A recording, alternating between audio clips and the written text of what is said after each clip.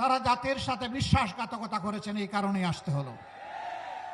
রাজপথ আর সংসদ একাকার যেদিন হয়ে যাবে সেদিন বালুর পাত দিয়ে নদীর জোয়ার, সমুদ্রের জোয়ার থামাতে পারবেন। আজকে যে মঞ্চে আমরা এখানে দাঁড়িয়েছি, এই মঞ্চের সাথে দুইটা জিনিস কখনো যাবে না, একটা আধিপত্যবাদ আর একটা ফেসিবাদ। এই দুইটাকে এই মঞ্চ কখনো কবুল করবে না, বরদাস্ত করবে না।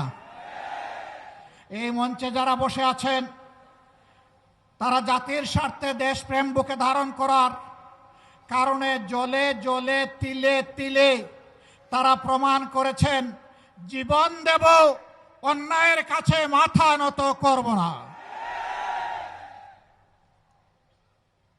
আফসোস, 2006 সালের 28 অক্টোবর যে খুনের রাজনীতি দিয়ে হাত রাঙিয়ে মানুষের রক্ত দিয়ে হাসিনার রাজনীতির নূতন উত্থান হয়েছিল, তাদের হাতে একসময় যারা সকলেই মজলুম ছিলাম, রাজপথে আন্দোলন করেছি, সংগ্রাম করেছি, তাদেরই একটা অংশ আজকে সরকারে যাওয়ার পরে অতীতের সব কিছু ভুলে গিয়েছে। কেন আজকে এই দাবি বাস্তবায়নের জন্য আমাদেরকে সোহরাওয়ার্দী উদ্যানে আসতে হলো? তারা জাতির সাথে বিশ্বাসঘাতকতা করেছেন, এই কারণেই আসতে হলো। তারা স্বীকার করতে বাধ্য হয়েছেন জুলাই সনদ বাস্তবায়নের কার্যকরী আইনি পদ্ধতি হিসাবে গণভোটের কোনো বিকল্প নেই। এই জন্য সেই গণভোটের প্রস্তাব তাদেরই একজন করেছিলেন। তাদের নেতা নির্বাচনী প্রচার অভিযানে শহীদ আবু সাঈদের স্মৃতিবিজড়িত রংপুরে গিয়ে বলেছিলেন, প্রিয় দেশবাসী, ভোট দেবেন দুটা, একটা দিবেন আমাদের মার্কায়, আরেকটা দিবেন গণভোটে। আপনারা সকলে গণভোটে হা বলবেন। এখন তারা বলছেন গণভোট অবৈধ। পার্লামেন্টে আমরা জিজ্ঞাসা করলাম, এইটা কি নির্বাচনের পরে অবৈধ হলো না আগেই অবৈধ ছিল? তারা কোনো সময় বলেন আমরা 4টার মধ্যে 3.5টা মানি, কোনো সময় বলেন যে পুরাটাই অবৈধ। আমরা বলেছি পার্লামেন্টে, আপনারা দেখেছেন, একই আদেশে 2টা ভোট, গোশত হালাল কিন্তু শুরুয়া জুল হারাম। এ সুবিধাবাদী মানসিকতা।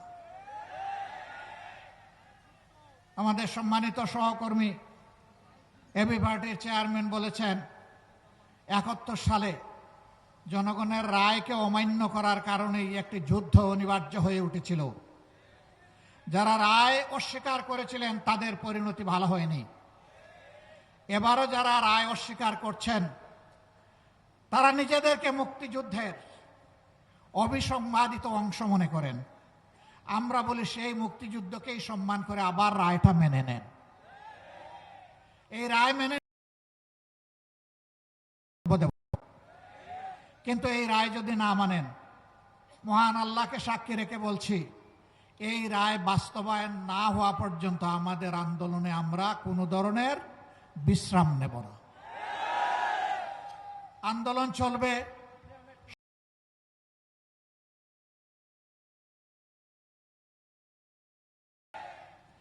নাহিদ ইসলাম বলেছেন, একসময় রাজপথ আর সংসদ প্রয়োজনে একাকার হয়ে যাবে।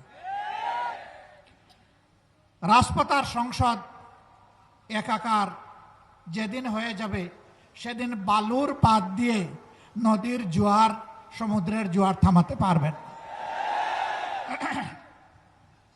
ফ্যাসিবাদীরা বিভিন্ন ন্যারেটিভ তৈরি করে, বয়ান তৈরি করে জাতিকে বিভক্ত করেছিল।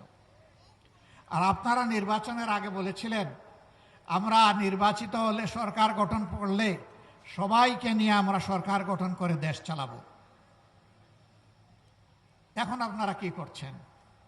এক দলকে পাঠিয়ে দিচ্ছেন পাকিস্তানে, আরেক দলকে পাঠিয়ে দিচ্ছেন পেশোয়ারে, আরেক দলকে পাঠিয়ে দিচ্ছেন আরো কোনো দেশে, আর নিজেরাই দেশের জমিদারি দখল নিতে চাচ্ছেন। মনে রাখবেন, জুলাইয়ের 2টা স্লোগান ছিল বড় শক্তিশালী। একটা ছিল উই ওয়ান্ট জাস্টিস, আরেকটা ছিল দেশটা কারো বাপের নয়।